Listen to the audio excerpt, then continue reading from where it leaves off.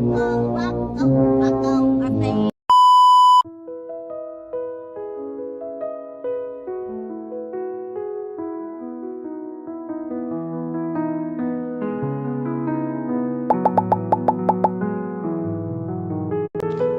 sejatinya adalah sebuah manifestasi ketelitian, yaitu sebuah teknik mengaitkan helai demi helai benang menjadi struktur yang utuh, lentur, dan fungsional. Lebih dari sekedar keterampilan tangan, merajut adalah simbol dari proses yang sabar dan jalinan yang saling menguatkan. Nilai-nilai filosofis tersebut kemudian bertransformasi menjadi sebuah gerakan sosial melalui komunitas rajut kejut.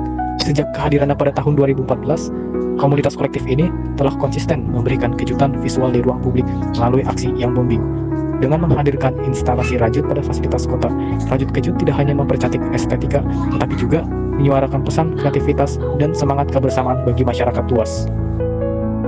Saya Uti Wahono dari Rajut Kejut, salah satu foundernya Rajut Kejut. Oke, dulu sih dimulai dari tahun 2014. Jadi kita baru dari 5 orang, ada saya, Bu Ati, Bu Rini, Bu Tata, sama Ibu Nyoman. Kita baru sih sebenarnya baru belajar merajut gitu ya. Terus kita pengen bikin sesuatu, Bu Ati sih terutama yang ngajakin sama Bu Nyoman, yuk kita bikin rajut yang nggak biasanya gitu. Jadi orang-orang kan biasanya kalau ngerajut yang wearable kayak bikin tas, bikin baju, bikin apa gitu ya. Kita bikin sesuatu kayak bisa jadi karya seni. Tapi karena kita buat karya seni, nggak mungkin dong kalau kita cuma berlima aja. Jadi kita harus ngajak orang-orang perajut-perajut yang udah jago-jago untuk ikut bergabung supaya secara teknik juga kerjaannya jadi juga lebih rapi. Terus secara ini juga karena kita bikin bisa jadi kan quantity ya. Jadi kan kita perlu banyak orang supaya nggak terlalu lama juga ngerjainnya. Akhirnya di tahun 2014 itu dengan memanfaatkan Facebook, kita ajak-ajaklah orang-orang. Pertama sih memang ngajaknya teman-teman dekat, tapi karena dengan Facebook kita bisa mengajak perajut-perajut lain yang sebelumnya kita nggak kenal. Dan kita ajak, yuk mau nggak kita merespon bangku taman yang ada di Museum Nasional Indonesia gitu. Kita bilang kita minta teman-teman yang mau ikut bikin granny aja. Jadi ada satu bentuk perajutan yang namanya granny square. Itu yang paling mudah yang bisa dilakukan oleh banyak orang, baik itu yang sudah baru belajar maupun yang sudah mahir gitu kan. Dan ngumpulinnya juga gampang karena mereka disuruh bikin 10 kali 10 dari banyak orang, tinggal kita rangkai jadi satu. Memudahkan lah gitu. Jadi intinya kita mengajak perajut-perajut lain untuk melakukan sesuatu yang mudah dilakukan, mudah dikerjakan, mudah dirangkai.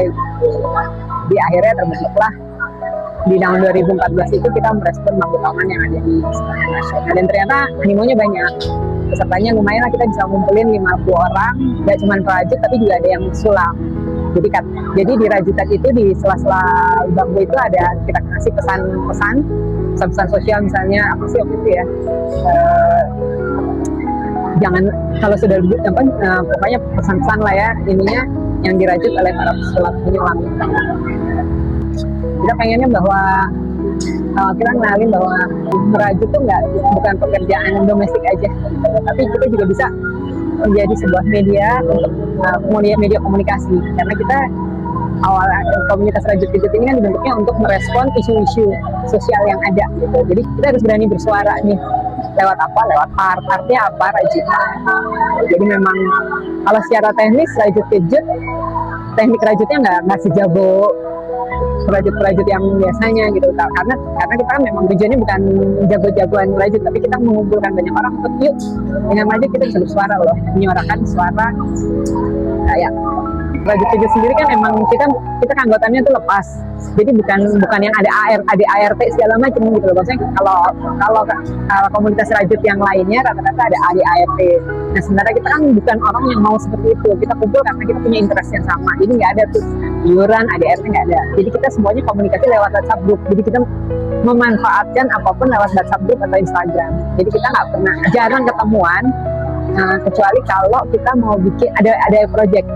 Jadi sebelumnya kita bahas dulu di WhatsApp group gitu. Jadi kalau misalnya kita dapat project misalnya dari Jakarta Biennale, dari Art Jakarta atau dari manapun gitu ya, project terakhir itu dari project Multatuli dibahas dulu di WhatsApp group.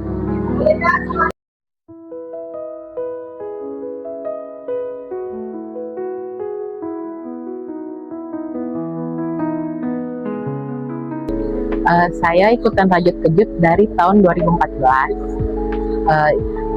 Tertariknya karena waktu itu udah temenan sama Ibu Ati, salah satu foundernya. Jadi founder Rajut Kejut itu pernah bikin project di Universitas Tarumanegara, itu membungkus paralon dan drum hidroponik dengan rajutan. Jadi waktu saya lihat di sana itu saya kayak ini menarik ya gitu. Jadi saya mutusin pengen ikutan deh Rajut Kejut. Proyeknya sih banyak ya sebenarnya, tapi ada beberapa yang saya ingat itu seperti beragaman yang tahun 2019. Jadi membuat kata-kata merajut keberagaman itu dengan teknik crochet, bikinnya itu granny square yang digabung, dan yang membuat itu hampir dari seluruh Indonesia, jadi banyak yang bikin. Jadi kita kayak merangkai bersama, ngerajut bersama gitu, ngumpulin karya secara kolektif, itu kayak menarik gitu, menyenangkan dan deg-degan. Kalau kadang-kadang kalau ngumpulin karya kolektif itu, kalau kita bikin sendiri kan udah jadi gitu, kalau kolektif kan kadang beda-beda tangan gitu, tapi menyenangkan melihat karya-karya yang dikirim dari Sabang sampai Merauke dari banyak tangan terus digabungin jadi satu gitu. Saya merasa menyenangkan karena saya jadi lebih banyak punya teman yang ngerajut itu, jadi nggak cuma dari satu kalangan aja, tapi dari banyak kalangan gitu. Ingin bikin karya yang lebih banyak lagi ya, terus pengen bikin karya yang lebih besar lagi, terus pengen banyak orang-orang yang bisa ikutan, terutama anak-anak muda, Gen Z dan Gen Alpha. Kalau bisa. Jadi lebih banyak yang tertarik untuk merajut dan juga tertarik untuk ikutan Rajut Kejut.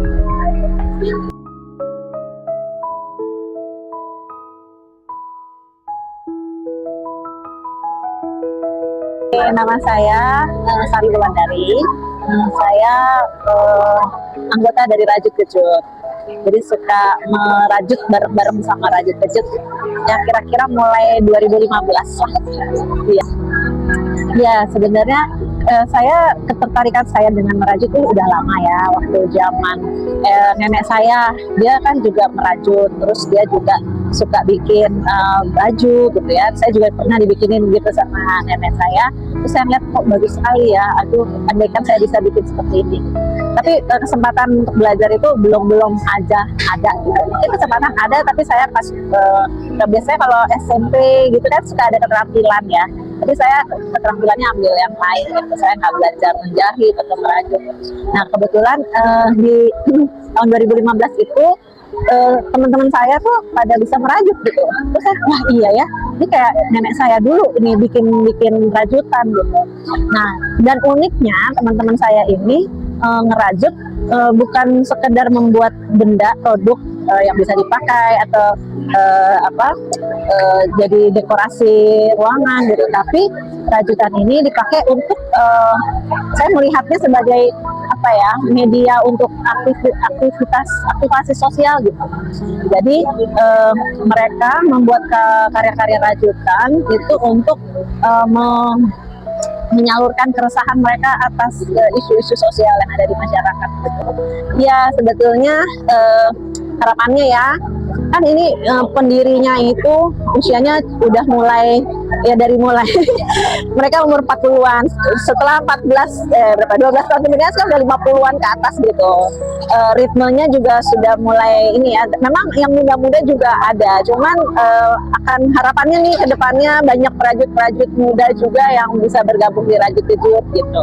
Kalau melihat tren sekarang juga melihat banyak para remaja gitu ya, putra laki-laki juga ada gitu ya, ngerajut gitu ya, itu bagus sekali sih sebetulnya. Nah itu kalau misalnya bisa ikut bergabung dengan Rajut Kejut ya, ketika ada proyek itu akan sangat menyenangkan.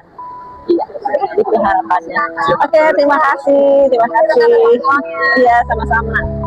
Setelah wawancara tadi, ada beberapa evaluasi yang dapat kami lihat dari komunitas Rajut Kejut. Kerjasama dan kekompakan. Komunitas ini dapat berdiri lebih dari 10 tahun meski tanpa pengurus formal. Manfaat bagi masyarakat. Karya Rajut Kejut bukan sekedar hiasan, tetapi memiliki pesan sosial juga.